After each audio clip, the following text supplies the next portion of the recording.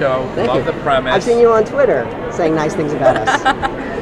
See, I pay attention to Twitter. I'm hip. I'm with it. Oh, cool! I didn't know anyone. I'm one of the cool guys. Never saw me. How'd you come up with the idea? How'd you sell it to the network? both very interesting stories. So somewhere around I think 2008, I was working with some guy on another series, and he said, "Yeah, I have a writing partner, and we wanted to pitch you an idea." And I went, "Okay, that sounds great." So he and his partner pitched me this idea for middle school kids, the computer club, like in junior high school, who create this virtual reality world, and they go into the virtual reality world to solve crimes. And the idea was do it, half-hour shows, 22 minutes, so it'd be told in real time. So they have to solve the crime before lunch is over, or whatever it was. So I think there was something cute about it. It had sort of a fun feel, but I was for most of my career, did a lot of kid and teen stuff, and I wanted to kick it up a little bit. So acquired the idea and then started aging it up. So I immediately put it into college, and the original concept was going into, because at that time they had these the ability to stitch together pictures that people would take like all over and create like a 3D walkthrough. So it turned into, okay, well, we'll go into like security camera videos, create a 3D environment and solve crimes that way. But then that also felt a little bit done, and then I was talking to one of the producers who I was talking to about the idea for it, and he said, well, you know what, I've always wanted to figure out how to do something about going into the memories of the dead.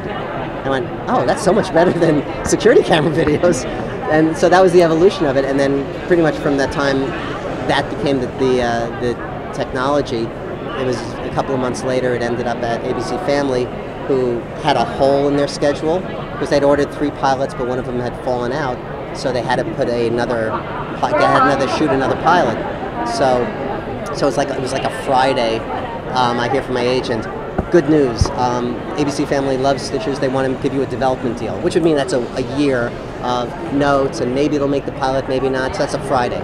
Monday, like at 3 o'clock, I get a call from my agent, good news, the development deal is still on. Well, that's great. Right. Monday, 6 o'clock, development deal is off. It's now a pilot deal. I can start in a month.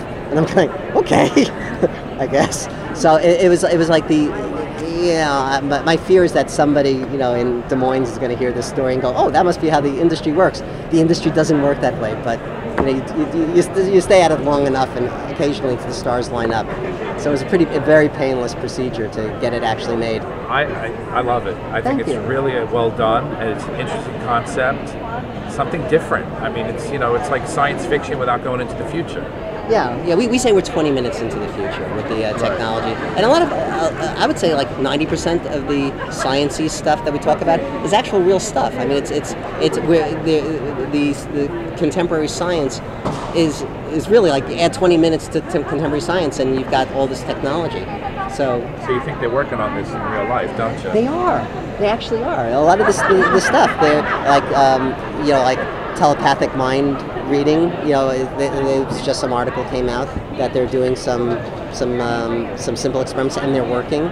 And the idea that you could stop a brain from degrading is there's chemicals that do that after death. Not formaldehyde, that's a little gross, but the idea that there was just an article from Kurzweil talking about nanobot technology to help repair the brain and make the brain sort of our brains evolved using nanobots. So that's why like our quantum computer we have nanobots in our quantum computer. So it's like all this stuff is out there. So we're just kind of making a patchwork quilt of existing technologies. Where are you excited to take the show in season 2? For me personally, I love the idea that the characters. It's not just characters. It's everything. Like the title of the season 2 premiere episode is 2.0. And the idea behind that is that whatever we liked about Stitchers in season 1, this is 2.0 of it. This is the upgraded version. It's everything you loved, just more of it, and a little bit stronger. The characters will be more defined, and will be grappling with their characters. The cases will be a little bit more intricate. Kirsten will be more emotional, because we've seen that she had that sort of emotional breakthrough in 10. Our guys will have to work harder to solve more intricate cases. So it's 2.0. find out what the bad guys are up to, maybe? Not quite yet. Not quite yet. But we might find out a little bit more about what's the real purpose of the Stitches program, which hasn't quite come out. A lot of people want to know. Because last we heard, Les Turner, the head of the program, told Maggie that if Kirsten should ask what the Stitches program for, it's like, tell her whatever you want, just don't tell her the truth. So we're going to start getting closer to what is that truth. Yeah, and we'll get there even as early as episode 1. The ex-fiance will be hanging around? Oh, him. He might, he's currently off the grid. He might very well get back on the grid. Are we getting any flashbacks when you're exploring the Stitches program and what it's really for? Yeah, actually, there's a really interesting flashback in episode 1 that starts at least laying the groundwork for the purpose of the Stitches program, but it will be so out of context, everything, people won't get it. But it's there. We're laying the groundwork now for, I think, somewhere towards the end of the season, a much bigger reveal. Awesome. Now this is a college show, and I feel like there's not a lot of college shows out there. So how does it feel to finally have a cool college show? It's funny. That was the idea. We wanted to definitely put it in that world that's accessible. We think of it. This is like the post-college show. Like if you had some really cool job after graduation, this might be like a cool job you might want.